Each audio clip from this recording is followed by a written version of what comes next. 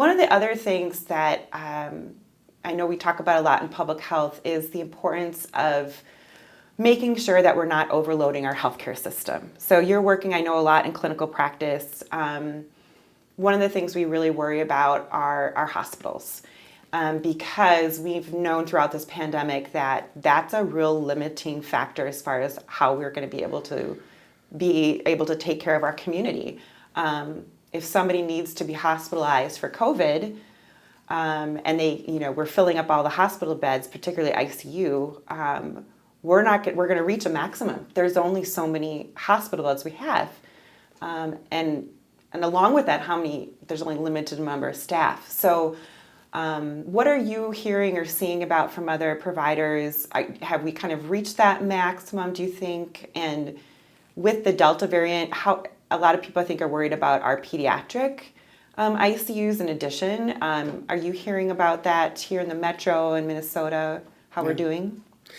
Yeah, and I know that the county really focused on tracking how many hospital beds are available at any time, and especially looking at the ICU beds and a lot of those beds are being taken up by COVID patients at this point, which unfortunately reduces our system's ability to manage other health emergencies and severe cases of people who have heart attacks or strokes or other things that can happen to them.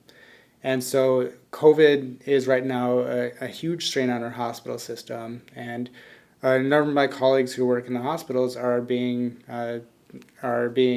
telling me that it's just being completely overwhelming to see how many people, especially unvaccinated individuals, are taking up some of those beds.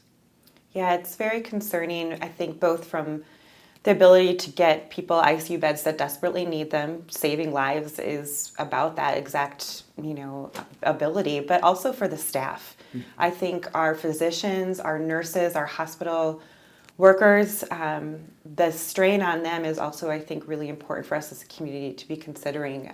The shortages that are happening in healthcare are also serious, and so that's, I think, another reason it's so important to try and get this virus back down to lower transmissions in our community too.